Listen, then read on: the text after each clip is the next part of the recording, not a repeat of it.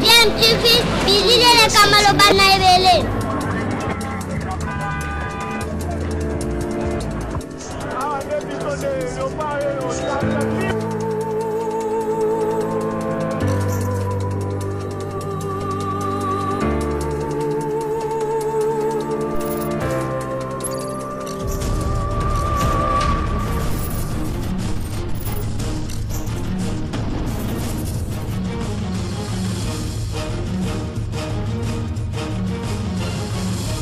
DMTV toujours en avant. Vous êtes sur DMTV, bonjour ou bonsoir, cela dépend à l'heure à laquelle vous nous suivez. Nous sommes heureux de vous retrouver et de savoir que vous êtes nombreux en train de suivre votre chaîne YouTube DMTV qui vous propose l'actualité, mais également des analyses ou des réflexions sur des sujets d'actualité ou encore des faits sociaux, des réalités telles que nous les observons chez nous en République démocratique du Congo. L'actualité est très abondante ici en République démocratique du Congo, surtout sur le plan politique. Nous voulons essayer en tout cas de réfléchir un tout petit peu sur justement un sujet d'actualité. Vous le savez, l'actualité c'est déjà la prestation des serments des juges constitutionnels qui ont été nommés par le chef de l'État par son ordonnance du 17 juillet 2020 dernier. Nous allons en parler, mais avant, vous savez, ici nous nous sommes donnés pour devoir de vous sensibiliser, de nous sensibiliser tous face à la problématique 19, ce coronavirus qui continue en tout cas à se propager dans le monde, mais dont nous devons en tout cas avoir toujours un comportement responsable, notamment respecter des mesures barrières, parce que la prévention reste notre meilleure arme face à cette maladie. À 24 heures de la prestation des serments du juge constitutionnel, ça va se passer sur fond de boycott. Le FCC qui boycotte en tout cas ces ordonnances-là du chef de l'État, ordonnance du 17 juillet 2020, le FCC qui pense avoir été dribblé. Il vous souviendra que le chef de l'État, Félix Tshisekedi, avait envoyé en mission le Premier ministre Ilunga Ilunkamba pour échapper à son contre-sein et celui qui assurait l'intérim, c'était le ministre de l'Intérieur, le vice-premier ministre et ministre de l'Intérieur, Gilbert Kankonde, de l'UDPS, et lui a contresigné ces ordonnances-là du chef de l'État. Ça avait créé une vive polémique. Il y avait la réaction qui s'en était suivie, la réaction du Premier ministre, bien évidemment, la réaction du FCC et la crise sur ces questions-là a continué en tout cas à pourrir les relations dans cette coalition contre nature entre le FCC et le CACH jusqu'au 13, au mardi 13 octobre dernier, où les parlements, donc les présidents du Parlement, on va dire les présidents des deux chambres du Parlement, de l'Assemblée nationale, la présidente Janine Mabunda, ainsi que le président du Sénat, Alexis Tambe Mwamba, ont demandé et obtenu une réunion interinstitutionnelle réduite aux deux institutions, le président de la République ainsi que le Parlement. Ils ont été voir le chef de l'État pour discuter spécifiquement de cette question des juges constitutionnels qui posent problème du point de vue du Parlement. Les ordonnances du chef de l'État a violé en tout cas la Constitution et qu'il fallait nécessairement revenir à ces ordonnances-là. Et donc, cette discussion dont on n'avait pas vraiment eu la teneur, mais à suivre le communiqué du Parlement qui s'en était suivi, on pouvait tout de suite comprendre que le Parlement n'allait pas donner cutus à ces ordonnances du chef de l'État et n'allait pas en tout cas accepter que cette prestation de serment soit faite au niveau du Parlement. Alors, le chef de l'État, visiblement, qui ne veut pas reculer, veut et tient mordicus à l'organisation de cette cérémonie de prestation de serment à la date du mercredi 21 octobre 2020. Et pour cela, les deux présidents des deux chambres du Parlement, la présidente Janine Mabunda ainsi que le président du Sénat, Alexis Tambe Mwamba, exprime en tout cas leur refus face à cette demande qu'a fait le chef de l'État au Parlement, justement, demandant au Parlement d'organiser les choses afin que cette cérémonie ait lieu, et ces derniers ont confirmé en tout cas leur refus, visiblement qu'ils auraient dit au chef de l'État au cours de cette réunion qui avait eu lieu le mardi 13 octobre 2020. Alors dans l'entretemps, le FCC bat également le rappel des troupes et organise ce même mardi 20 octobre 2020 une réunion d'urgence dans la salle Chaubeuse. Le FCC a appelé tous les députés et sénateurs FCC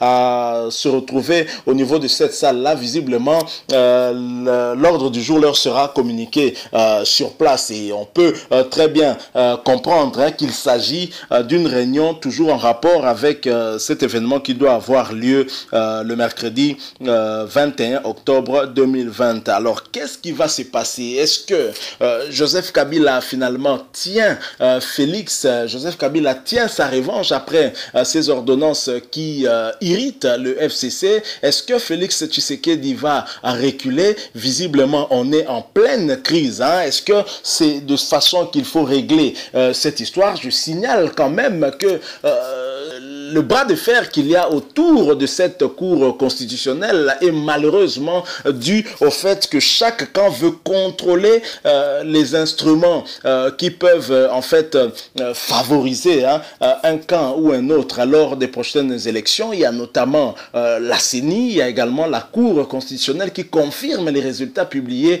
par la CENI. Alors avec ces ordonnances, le chef de l'État a eu à bouger les pions, à bouger les cartes au niveau de cette Cour constitutionnelle où les deux juges dits pro-FCC, Ouboulou ainsi que Kilomba, ont été mis à l'écart, et le FCC s'insurge contre ce comportement de Félix Tshisekedi. Mais bien entendu, il ne faut pas être savant pour comprendre qu'il s'agit en fait d'une bataille qui dépasse le peuple congolais, mais c'est la bataille du contrôle de la Cour constitutionnelle en perspective justement des élections de 2023. Alors le FCC, sachant que c'est pour cela, ne veut pas lâcher prise. Alors on ne sait pas, est-ce que demain le chef de l'État va organiser cette cérémonie de prestation de serment en l'absence du Parlement, ou alors en l'absence de la majorité des députés et sénateurs? Je signale que cette prestation de serment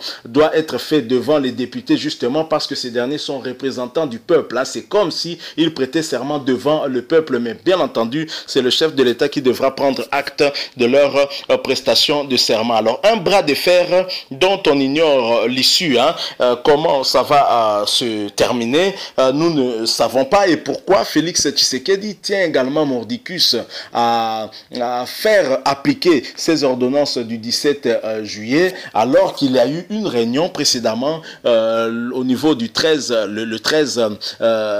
octobre dernier à la cité de l'OIH, et Félix Tshisekedi justement, où certainement les deux présidents des deux chambres du Parlement ont eu à exprimer leurs inquiétudes par rapport à ce programme d'organiser la cérémonie de prestation de serment justement au Parlement.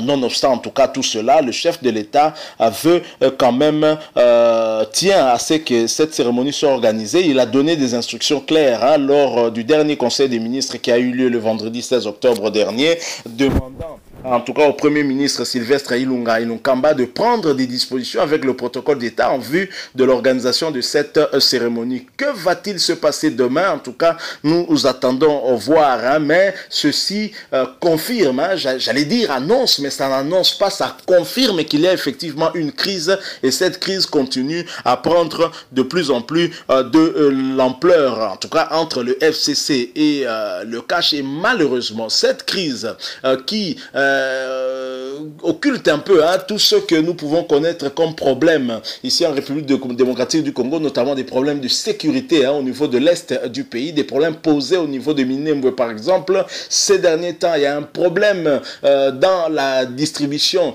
du courant électrique et même la distribution d'eau. Ça pose un problème à Kinshasa et au lieu de s'attaquer à ces problèmes-là et les résoudre, le FCC, les caches sont en train de se disputer la perspective 2023 en cherchant à mordicus à contrôler la Cour constitutionnelle et la CENI. Ce sont des instruments qui peuvent favoriser tel ou tel autre camp. Si notre justice était indépendante et que le chef de l'État qui nomme ces juges constitutionnels les nommer en dernier serait impartial dans leur travail, on n'aurait pas ce type de problème. Mais malheureusement, tous ces juges-là qui sont là ont des couleurs politiques et ont des injonctions qui tiennent de quelque part, alors que c'est le peuple qui a notamment choisi les députés, par exemple. Mais vous voyez des députés aller se réunir dans une salle pour avoir des instructions bien précises et je suis sûr que demain, cette salle-là sera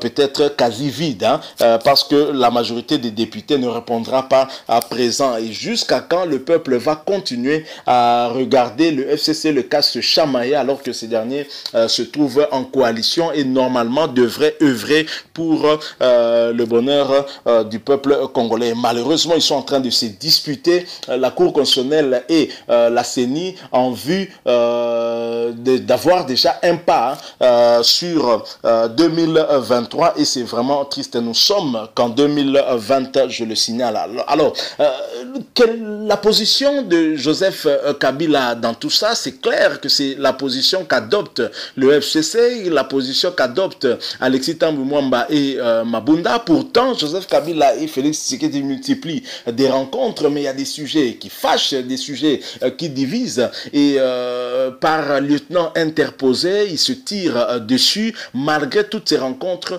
rien ne va. On ne sent pas que les décisions que prennent ces deux personnalités lorsqu'ils se rencontrent servent vraiment à l'intérêt de la population. Et d'ailleurs, je vous donne un exemple.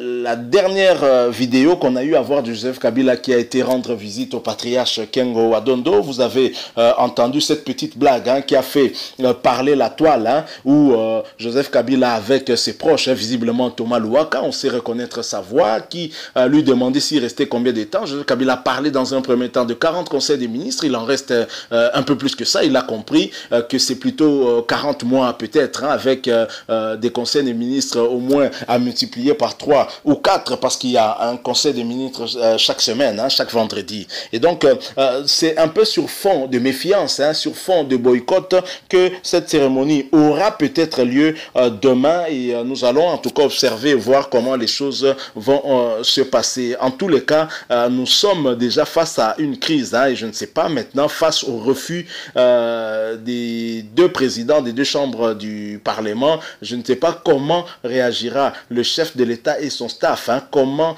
ils pourront réfléchir afin de contrer ces derniers. Et visiblement, nous allons petit à petit vers un bras de fer, vers une crise qui sera totale, où il n'y aura plus d'hypocrisie, où les partenaires ne porteront plus des gants face à l'autre. Voilà ce dont nous avons voulu un tout petit peu échanger avec vous par rapport à cette tension qu'il y a aujourd'hui dans la ville de Kinshasa en rapport avec cette cérémonie de prestation de serment qui doit avoir lieu demain, mercredi 21 octobre. Alors si vous avez aimé notre petite réflexion, laissez-nous un like, mais surtout réagissez au travers des commentaires si vous avez un point de vue à émettre, qui soit différent ou pareil qu'au nôtre. Abonnez-vous également sur votre chaîne DMTV. N'oubliez pas de cliquer sur la petite cloche de notification qui vous permettra bien sûr de ne plus rien manquer des prochaines vidéos que nous mettrons ici pour vous. Merci à vous de nous avoir accordé quelques minutes de votre temps. Nous espérons vous retrouver prochainement avec un autre sujet d'actualité. Si Dieu nous prête vie. En attendant, portez-vous bien et DMTV vous dit